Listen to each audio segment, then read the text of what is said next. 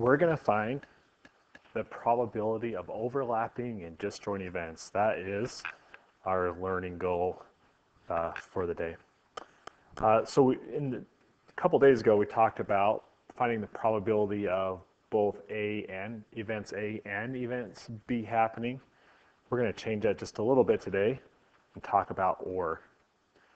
Before we get into that, though, it says when you consider the outcomes of either event A or B, so down below we have these event A and B, you can form the union of A and B as shown in the first diagram. So union just means you're going to include all the events from both of them. So we're going to include all the events from A. You got these 5 events over here, or 5 outcomes. And then you have these 4 that are shared with B, plus you have these 4 over here that are just part of event B. That's the union. You include everything from both of them. If you go to find the intersection, you're only going to look at those they have in common. So if you think of the word intersections where 2 things cross, that's what they share. Sometimes when you have event A and B, they don't have an intersection. Their intersection is empty. So if you look at these over here, right, event A has these 5, event B has these 4 outcomes, and there's no intersection. They don't have any common outcomes. So just a little bit of vocabulary, right? Union means you include all of them from both of them. Intersection, you're only looking at the ones they have in common. And then when you take these unions or intersections and talk about those, we're talking about a compound event. That's what these are called. Whoops, skip the page there. So what we're going to focus on today is, it says, right, to find the probability of A or B.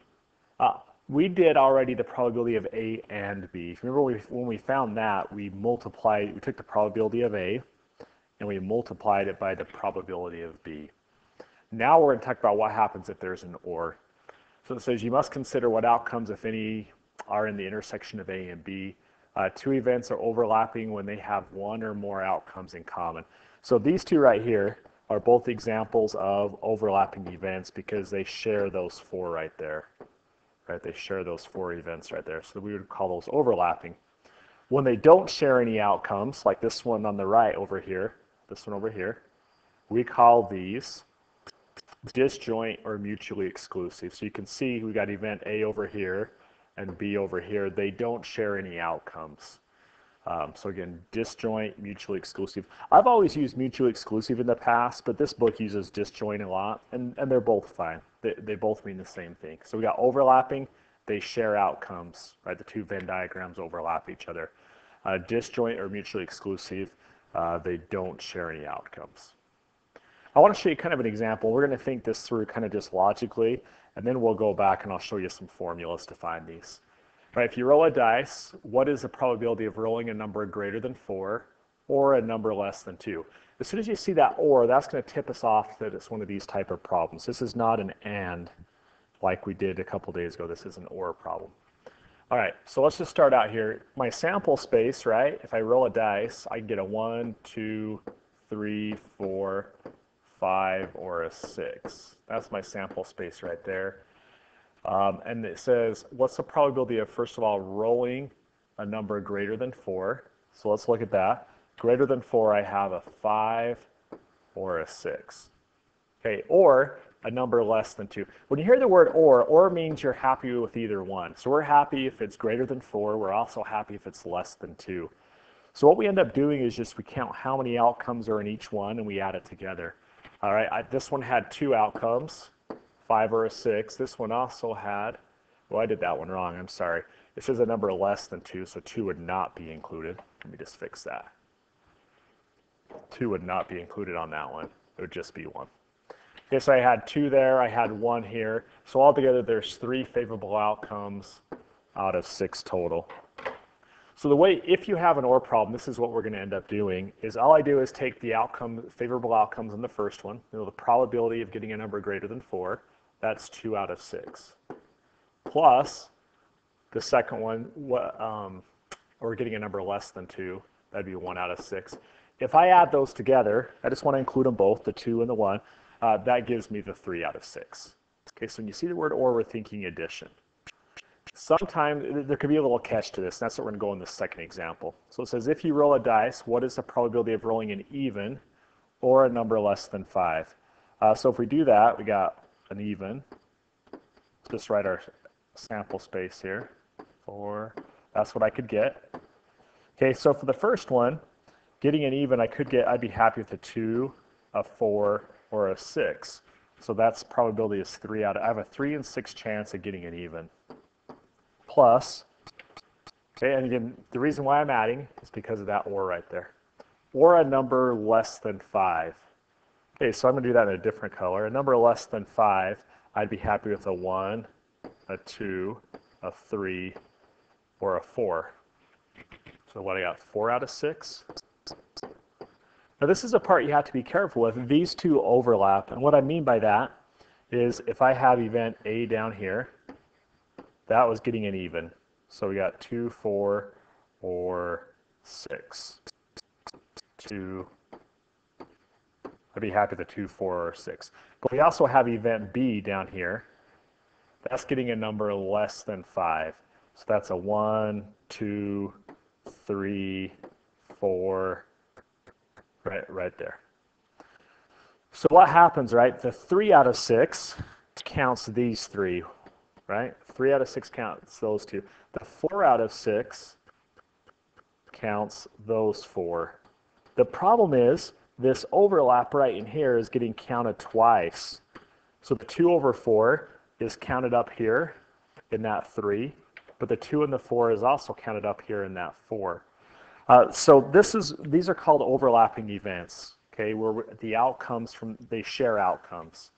So what happens when you have overlapping events, if I take the probability of A, which is 3 out of 6, and I add it to the probability of B, which is 4 out of 6, that doesn't work anymore because I get 7 out of 6. That's not possible, right? Probability cannot be greater than 1.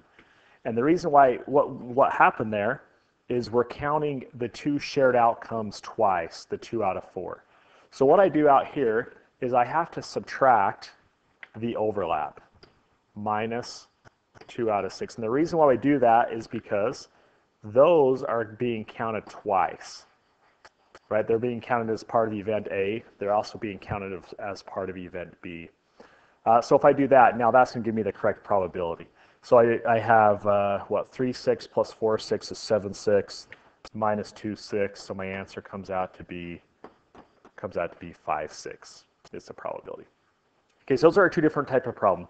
You have the one where there is an intersection, where they have shared outcomes. We call those overlapping. And you have to remember that that overlapping part's being counted twice, and so we have to subtract that off. The other one is when you have disjoint or mutually exclusive, like this top one up here.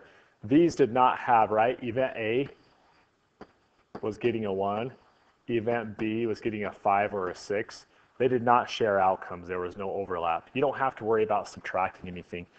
If you wanted to subtract something, you could, right? You would say minus, there is no overlap, so you minus 0 out of 6 is what really happens there.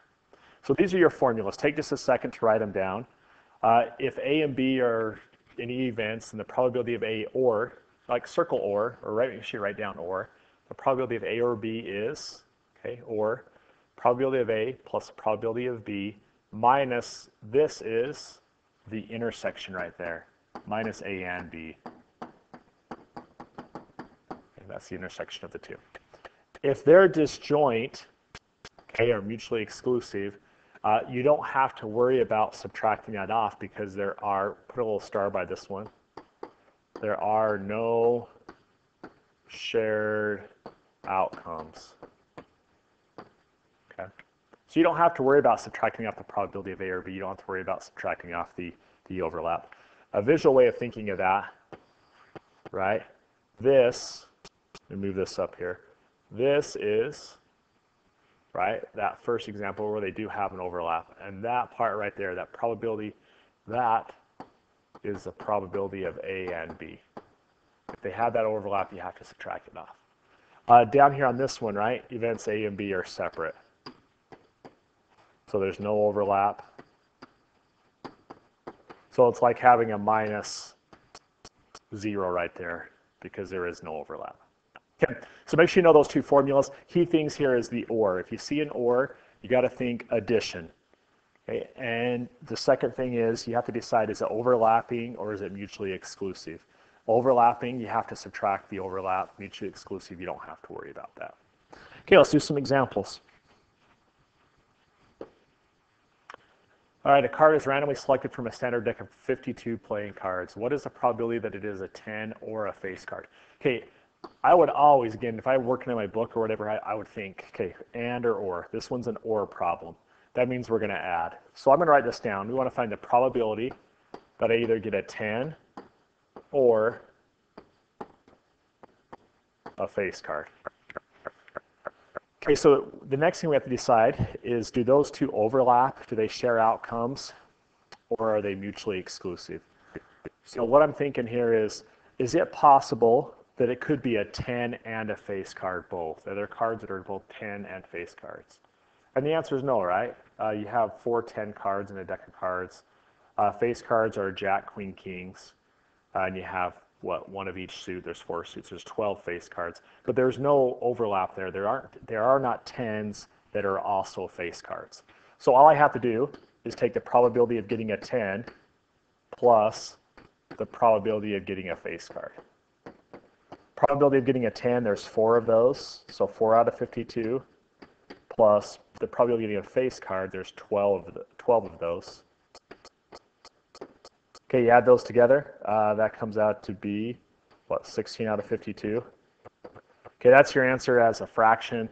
If you're going to leave it as a fraction, we probably ought to reduce it, or we can just write it as a decimal. As a decimal, 16 divided by 52 is 0.31 if I round it off.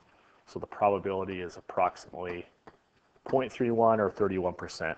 And again, what that means is if I'm going to draw one card out, I would be happy if it's a 10 card. I'd also be happy if it's a face card. Okay, where'd you get that? Whoops. Okay, let's do this one. A card is randomly selected from a standard deck of 52 cards, playing cards. What is the probability that it is a face card or a spade? Okay, so again, we have that keyword or. So I'm trying to find the probability of a face card or a spade. Okay, first thing I'm thinking is addition. And the reason why it's addition, whoops, is because of the or. So I'm going to take the probability of a face card plus the probability of a spade. Okay, here's the second thing is there an overlap? In other words, if I draw out a card, could it be both a face card, face card and a spade card? And the answer is yes. You have a jack that's a spades, a queen that's a spades, or a king that's a spades. So out here, this is what we call an overlapping event. So I have to subtract off the probability of both, of being a face and a spade. So let's work through this. Face cards, we just did this. There's 12 of them, 12 out of 52. Spade cards. In a deck of cards, right, you have the 4 suits. Spades is one of them. So 52 divided by 4, there's a total of 13 of each suit. So this would be plus 13 out of 52 minus, and how many are face and spades? So if you think about it, you got Jack, Queen, King that are all spades. So there's 3 of them. So minus 3 out of 52. That's that part right there. And the reason why we did that is because those 3 cards, the Jack, Queen, King of spades, they're counted here as part of this 12, but they're also counted there as part of those 13s. They're counted in the face cards. They're also counted in the spade cards. They're counted twice. So we have to subtract them off so that they're only counted once. Okay, 12 plus 13 is 25, minus 3 is 22. And again, if it's a fraction, if you're going to leave it as a fraction, make sure it's reduced. If we write it as a decimal, 22 divided by 55 is 0.4. So that comes out exactly. So the answer up here, 0.4 or 40% chance of that happening. Okay, out of 200 students in a senior class, 113 students are either varsity athletes or on the honor roll. There are 74 seniors who are varsity athletes and 51 seniors who are on the honor roll. What is the probability that a randomly selected senior is both a varsity athlete and on the honor roll? Okay, so let's think about this problem. So a couple things you want to be aware of? It's a little tricky, right? Because the actual question is asking us this. It's asking us to find this and. So if you think about our formula, we know the probability of A or B is equal to the probability of A plus the probability of B minus the probability of A and B. And it actually wants us to find that thing right there, right? What is the probability that a randomly selected senior is both a varsity athlete and on the honor roll? So I'm going to try to fill in all these other blanks. So there's 200 students, 113 are either varsity or on the honor roll. Okay, that's varsity or on the honor roll. That's this part right here. So there's 113, that'd be 113 over 200, excuse me. Equals, what's the probability of A? A is being a varsity athlete. So there's 74 seniors who are varsity athletes. 74 over 200 plus there are 51 who are on the honor roll, 51 out of 200 minus the probability of. So if you think about this for a second, if I add these two together, 74 plus 51, that's 100 and is that 125? So if I add those together, we can kind of figure out what goes here. So let me just double check. 74 plus 51, yeah, 125. So we end up with this. 113 over 200 equals 125 over 200 minus the probability of A and B. So if I want to get 113 out of 200, I have to go 125 minus what? And, you could do minus 125 over 200 and do some math here, but we just think this through in our head. What would I have to subtract from 125 to get to 113? And that would be what, 12? So 12 out of 200 is what that would have to be, right? 125 minus 12 comes out to be 113. So that's the answer right there. That's the probability of being both drawing out a person who's both a varsity athlete and on the honor roll. So that was a little bit tricky because they didn't just ask you to find the probability of A or B. You had to use a formula and work backwards a bit to work through that and find it. I have a couple problems here. I want you guys to try these. So take just a second and try these three and then pause it and do that, and then we'll go through it together. So the first two, right, is dealing with that deck of cards. Number one is selecting an ace or an 8. So what's the probability of getting an ace or an 8? First of all, decide if it's a or, so we're going to be adding. It's going to be the probability of A plus the probability of getting an 8. But we've got to figure out if there's an overlap there. Do we have to subtract something off? So the question is, could a card be an ace and an 8? And they can't be, right? So we don't have to worry about, there's no probability of A and B out here. We don't have to worry about subtracting it off. So probability of getting an ace would be 4 out of 52. Getting an 8 is also 4 out of 52, right? There's 4 cards. So the probability is 8 out of 52. We could reduce that and write as a decimal. You guys can do that. Number 2 says, what's the probability of getting a 10 or a diamond? Probability of getting a 10, there's 4 out of 52. Probability of getting a diamond, there are 13, right? A fourth, or if you go 52 divided by 4, is 13 diamonds. Now the question is there an overlap here? So is there a 10 and a diamond? And the answer is yeah, there's one.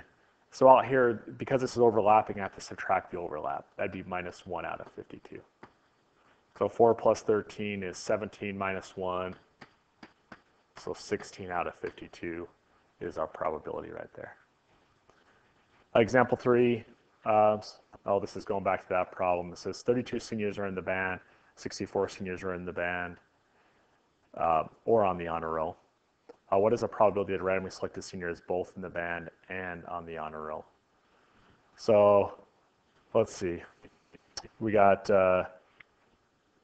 probability of, let's say being in the band is event A. and being on the honor roll is event B. So we have the probability of A or B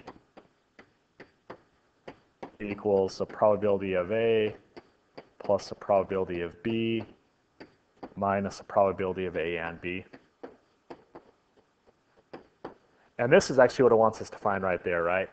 What's the probability that they are both in the band and on the honor roll? So we want to find that part right there.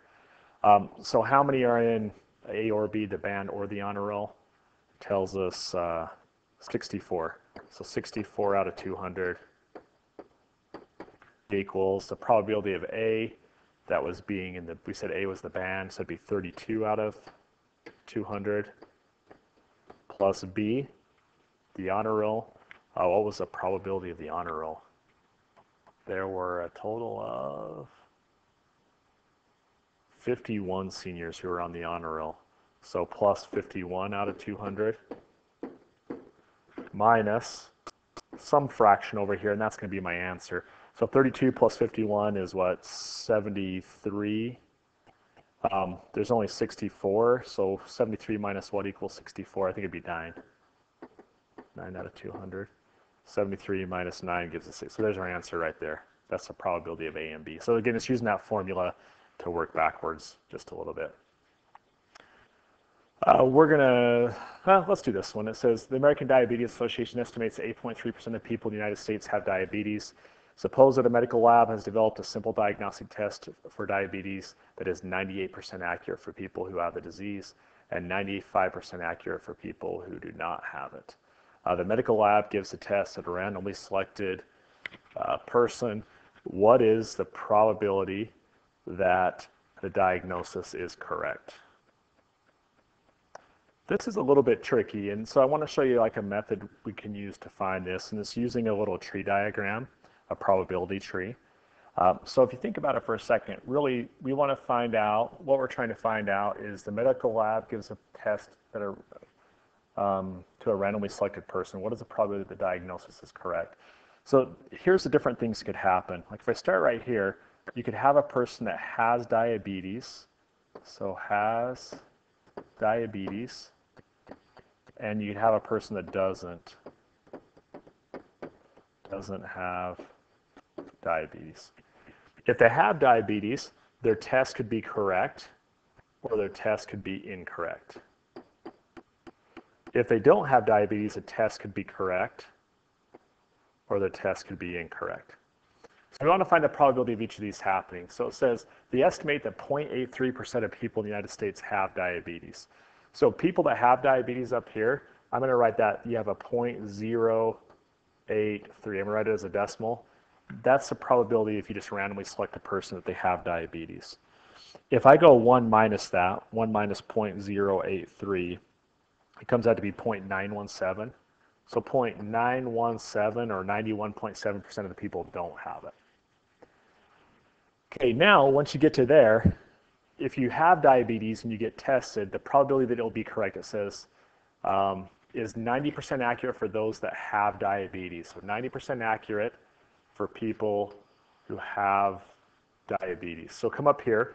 If you have diabetes, so we're right up here, you take a test, you have a 95% chance, 98, excuse me. You have a 98% chance of the test being correct.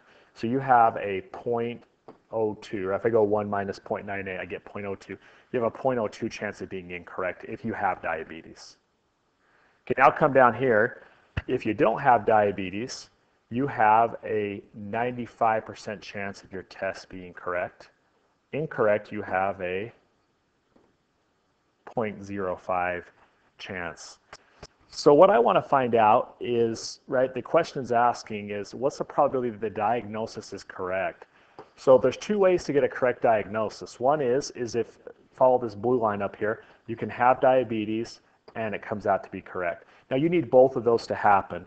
To find an AND problem, to find out the probability of both happening, you times those together. So I'd go 0.083 times, right, because it's diabetes and a correct diagnosis.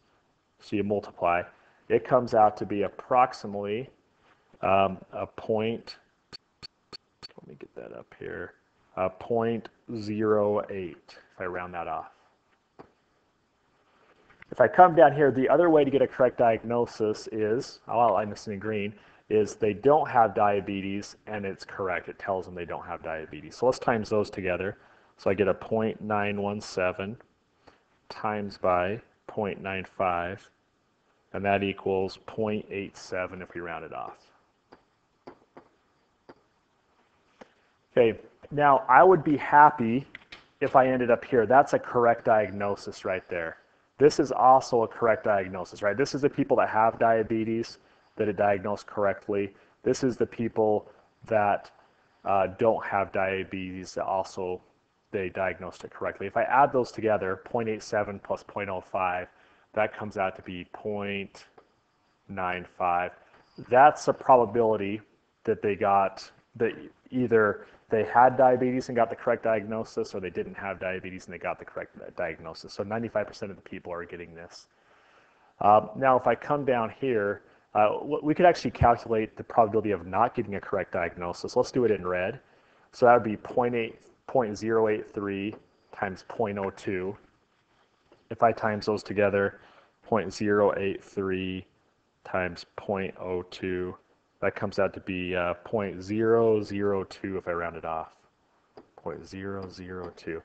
And then I could also get an incorrect diagnosis if I come down here and then I end up down there. So I want to be doesn't have diabetes, 0.917.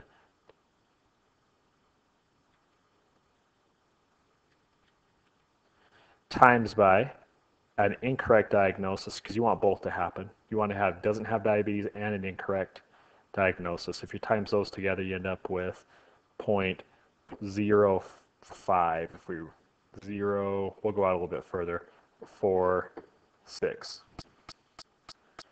Okay, and I did some rounding here, but if you add those two together, you end up with 0.048, which rounds up to be 0.05. I want you to notice this is a probability of getting an incorrect diagnosis.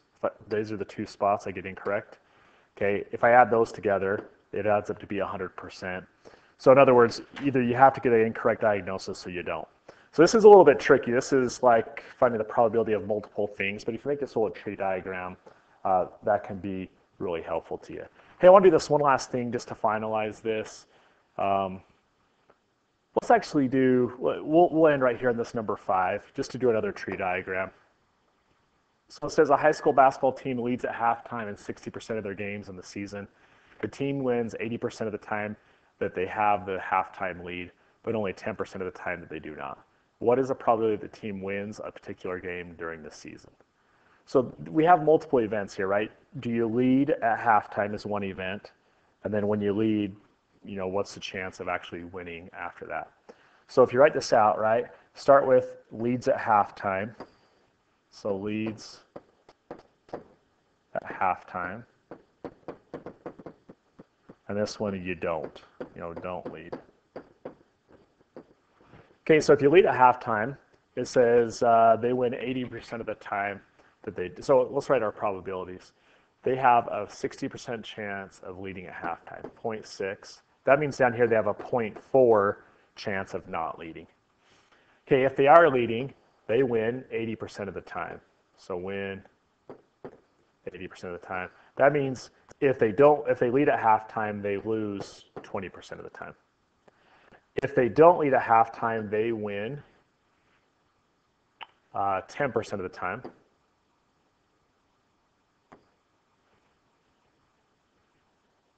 And if they are losing at halftime, if they don't lead at halftime, they lose 90% of the time. Okay, what it was asking us is, what is the probability the team wins a particular game? So there's two ways they could win the game. They could lead at halftime and win, following that branch, or, we'll do this in a different color, they could not lead at halftime and also win. So we want to find both of those and add them together to find the total probability. So to find those, we want to find out what's the probability of leading and winning. So we times those together, 0.6 times 0.8. 0.48. Don't lead at halftime and win. We'd go 0.4 times 0.1, and that comes out to be 0.04. So I would be happy if I ended up here. That's if you lead at halftime and win, and I found that by timesing those two together. I would also be happy if I don't lead and I also win, so I times those together, got the 0.04. If I add those up, it adds up to be 0.52. That is a probability that if you just randomly picked a game that they would win. If you want to find the probability they would lose, you'd look at these two branches, right? You'd go 0.6 times 0.2, and you would go 0.4 times 0.9. You would add those two together, and that ought to come out to be what? If it's 50, if they win 52% of the time, they lose 48% of the time as they go through there. Those could be a little bit tricky, but just like if you make that tree diagram, that could be really helpful. And the key thing is to find this number out here, you have to times those two together, right? You're trying to find leads and wins, leads and loses. Doesn't lead and wins, it's and, you times them together. And then you add those because you'd be happy with either one as long as you win. Make sure you're sending me your questions. So if you have questions, send them to me. I'll help you with them. There's going to be a little bit of change in schedule, so make sure you look at the calendar. I'll put that up there later today. Thanks, guys.